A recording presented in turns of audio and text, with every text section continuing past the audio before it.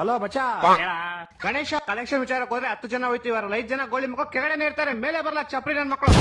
ಒಬ್ಬ ಕಿಲಾಡಿ ತರ ನಿನ್ಕೊಂಡ್ ಅಂಕಲ್ ಏನ್ ಅಂಕಲ್ 50 ರೂಪಾಯಿ 100 ರೂಪಾಯಿ ಏನ್ ಬರ್ತೇವೆ 1000 2000 ಕೊಡಿ ಅಂಕಲ್ ಅಂತಾನೆ. ಆ ಅಂಕಲ್ ಬಿಟ್ಟು ಕೊಟ್ಟಿದ್ದೀರೇನ್ರಿ ಏನ್ ಕೊಟ್ಟಿದ್ದೀರ ತರ ಕೇಳ್ತೀರಲ್ರಿ ಎಲ್ಲರೂ. ಅಷ್ಟೇ ಎಲ್ಲ ಜೂಟು. ಪಕ್ಕದ ಬಿಲ್ಡಿಂಗ್ ಹೋದ್ರೆ ಆ ಅಂಕಲ್ ಕಲೆಕ್ಷನ್ ಮಾತ್ರ ಬಂದ್ಬಿಡಿ, ಪ್ರಸಾದ ಮಾತ್ರ ತಂದ್ಕೊಡ್ಬೇಡ್ರಿ. ಗಣೇಶ ಹಬ್ಬಕ್ಕೆ ಇನ್ನೊಂದ್ ತಿಂಗಳಿರುತ್ತೆ, ಒಂದ್ 5 ಜನ ಹೋಗ್ ಸುಮ್ನೆ ಗಣೇಶ ನೋಡ್ಕೊಂಡ್ ಬರ್ರು ಅಂತ ಕಳಿಸ್ತೀವಿ. ಅದ್ರಲ್ಲೊಬ್ಬ ಡುಮ್ಮ ದಡಿ ನನ್ ಮಗ ಒಂದ್ ಗಣೇಶ ನೋಡ್ಬಿಟ್ಟು ಇದೇ ಗಣೇಶ ಬೇಕು ನಂಗೆ ಅಂತ ಅವ್ನ್ ಕಾಸು ಕೊಟ್ಬಿಟ್ಟು ಬುಕ್ ಮಾಡ್ಬಿಡ್ತಾನೆ. ಮಿಕ್ಕಿ ಜನ ಎಲ್ಲ ಬಂದ್ ನೋಡ್ತೀವಿ, ಒಬ್ರಿಗೂ ಆ ಗಣೇಶ ಓಕೆ ಆಗಲ್ಲ. ಯಾಕಂದ್ರೆ 6 ಅಡಿ ಗಣೇಶಂಗ್ 60,000 ಹೇಳ್ತಾ ಇರ್ತಾನೆ ಅವನು.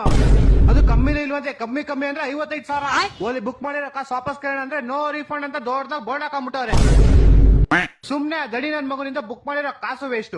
ಆ ವಿಷಯಕ್ಕೆ ಆ ದಡಿ ನಡ್ಕೊಂಡು ಡಿಪ್ರೆಷನ್ ಹೋಗೋದು ತೆಗ್ತೀವಿ. ಟಮಟೆ ಬುಕ್ ಮಾಡಕ್ 15 ಜನ ಹೋಯ್ತೀವಿ, ಸ್ಟೇಷನ್ ಸೈನಕ್ಕೆ ಇಬ್ರೆ. ಆ ಇಬ್ರು ಯಾರು ಅಂತಾನೆ ಗೊತ್ತಿಲ್ಲ, ನಾವು ನೋಡಲ್ಲ ಅಂತ ನಂಗೆ ಗೊತ್ತಿಲ್ಲ. ಅವ್ರಿಬ್ರು ಬರೀ ಆ ಟೈಮ್ ಮಾತ್ರ ಆಚೆ ಬರ್ತಾರೆ.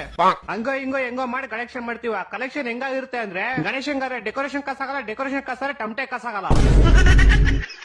ಇನ್ ಗಣೇಶ ಕುಡ್ಸೋ ಟೈಮ್ ಬರುತ್ತೆ, ಒಬ್ಬ ಹೇಳ್ತಾ ನಮ್ಮ ಮನೆ ಮುಂದೆ ಕುಡ್ಸ್ಬೇಕು ಅಂತ, ಇನ್ನೊಬ್ಬ ಹೇಳ್ತಾ ನಮ್ಮ ಮನೆ ಮೇಲ್ ಕುಣಿಸ್ಬೇಕು ಅಂತ. ಆ ಗೋಳಿ ಮಗನ್ ಮನೆ ಸೀಟ್ ಮನೆ ಇರೋದು. ಇನ್ನೊಬ್ಬ ಹೇಳ್ತಾ ನೀವು ಗಣೇಶ ಎಲ್ಲಾರು ಕುಣಿಸ್ಕೊಳ್ಳಿ, ಸ್ಪೀಕರ್ ಮಾತ್ರ ನಮ್ಮ ಮಳೆ ಡೌ ಮನೆ ಮುಂದೆನೆ ಇಕ್ಬೇಕು, ಅಲ್ಲಿ ಇಕ್ಬಿಟ್ಟು ಅಂತ ಸಾಂಗ್ ಹಾಕ್ಬೇಕಂತೆ. ನನ್ನ ಮಕ್ಕಳು ಒಂದೊಂದಲ್ಲ ಒಂದೊಂದು